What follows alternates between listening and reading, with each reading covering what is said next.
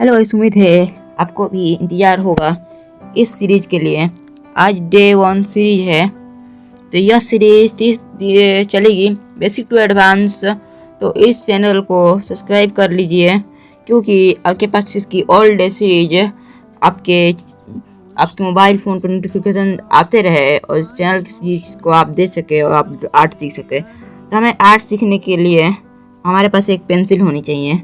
तो जैसे मैं अभी एक पेंसिल का यूज कर रहा हूँ जो मार्केट में 5 रुपये मिल जाएगी। ये 2H पेंसिल है इसे, और एक पेपर आर्ट बनाने के लिए। आर्ट बनाने के लिए से पहले आपको प्रैक्टिस करना होगा। प्रैक्टिस से ही आर्ट बनेगा, विदाउट प्रैक्टिस कभी आर्ट नहीं बन सकता है। तो इसके लिए आपको प्रैक्टिस करनी होगी। तो आप इसके लिए आपको केजी पेपर की कॉपी या आप कोई और पेपर भी यूज कर सकते हो। जैसे ये पेपर है मेरे पास, जिसको मैं आर्ट वर्क बनाने के लिए इस्तेमाल करूँगा। और बाकी के मैं प्रैक्टिस के लिए एक पेपर यूज करता हूँ जो आपको मार्केट में नॉर्मल मिल जाएगी, केजी पेपर। या आप कोई कॉपी बाई कर सकते हो जो 10 रुपये का 5 रुपये का तक का पड़ जाएगा। तो ये इस पेपर में मैं आर्ट वर्क बनाता हूँ। तो ये मार्केट में इजीली मिल जाएगी, आप जाकर इसको बाई कर सकते हो, ना तो आपके घर पर भी होगा, आप वहाँ से भी यूज कर सकते हो। तो ये कुछ इस टाइप का पेपर हो जाता है। तो हमें प्रैक्टिस करनी है। हमें पहले पेंसिल ग्रिप सुधारनी है, जिसमें बहुत लोगों का मैनेजमेंट नहीं हो पाता। तो इसके बिना आपको नहीं आएगी। जैसे कि ये जो पेंसिल है, ऊपर साइड में इसका ग्रिप है, बीच में ग्रिप होता है, नीचे साइड में ग्रिप होता है। अभी मेरा ग्रिप कुछ इस टाइप का है। आप कोशिश करिएगा ना पकड़ने का, आपका जो ग्रिप है वो कंफर्ट जोन में हो, क्यों ना तो ये उंगलियां आपकी ना यहाँ पे ही आपकी पाइन करने लगती है, यानी दर्द होने लगता है ये पकड़ते पकड़ते हैं। बिगिनर को इसमें बहुत ज़्यादा दर्द ही होता है।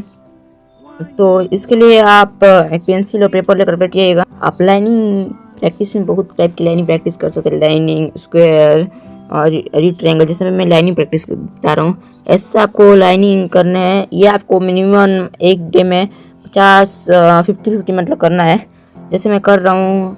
और ये जब इस साइड हुआ तो इस साइड में करते करते आप एक दूसरा एंगल भी ले सकते हो। जैसे मैं आपको दिखा रहा हूँ जूमिंग कर कर, आप देखिएगा। मैं इस स्टेप में लाइनिंग प्रैक्टिस कर रहा हूँ, उसका इस स्टेप में कर रहा हूँ। इसको दोनों ओपनिंग साइड और इस साइड में ले जाना है।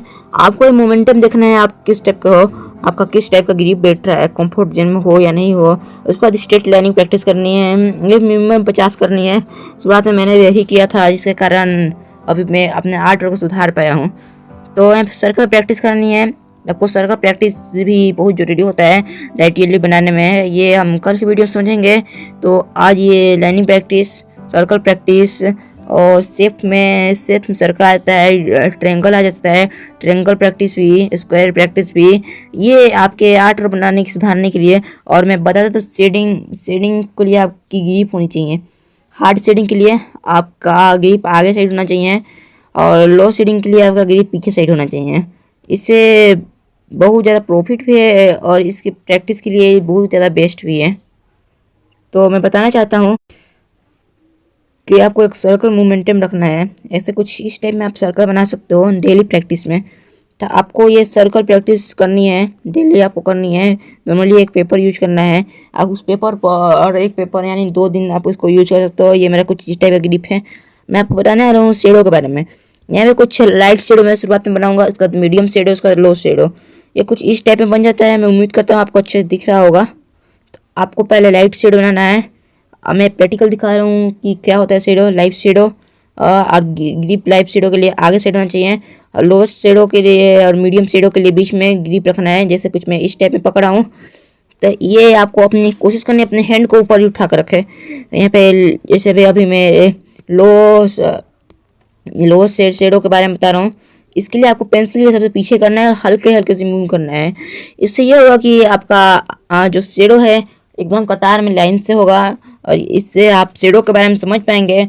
और आर्ट वर्क में शेडो भी समझना है। मैं तो पास से दिखा रहा हूँ कुछ इस टाइप का हुआ है। शुरुआत में देखेंगे तो यहाँ पे लोवेस्ट, मीडियम और डार्कनेस से ऊपर से आते हुए चलते हुए आया है। तो इसको आपको, जैसे ये शेडो है,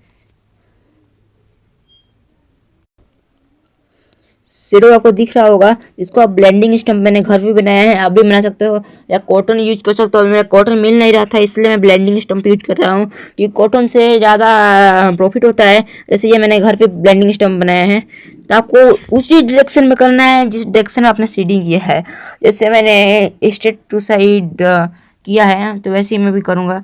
जैसे ये ब्लेंडिंग स्टम्प में भी देखना है आपका ग्रिप किस टाइप बैठ रहा है, तो ऐसे में कुछ आप ब्लेंडिंग कर सकते हो। ब्लेंडिंग करने के टाइम आपका हाथ थोड़ा सा धीरे धीरे करना होता है, चलना चाहिए, ना तो आपका ख़राब भी हो सकता है। तो ये ब्लेंडिंग वजह से आप देख सकते हो यहाँ पे कितना अच्छे से मिल चुका है। ये साफ ही सा बुझा है डार्क शेडो कौन है, कौन सा मीडियम शेडो, कौन लो शेडो है। तो उम्मीद करता हूँ आपको यहाँ तक ये वीडियो पसंद आया होगा। तो मैं इतना करके डे 1 सीरीज को ऑफ करता हूँ। मैं बताना चाहता हूँ आप डेली लाइनिंग प्रैक्टिस कीजिए,